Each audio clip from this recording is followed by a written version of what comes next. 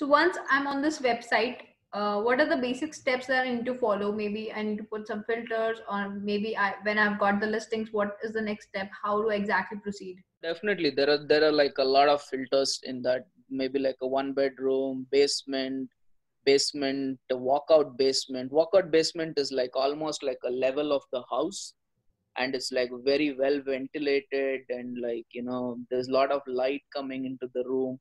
So you can filter it based on that one. You can filter it based on the apartment, whether it's an apartment condo or whether it's a regular apartment.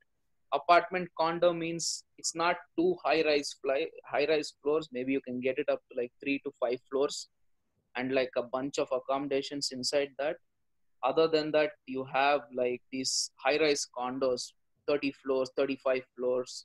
So it depends on that. It depends also on like what the facilities are available in the condos. There's a gym, swimming pool, spa, salon, and things like that.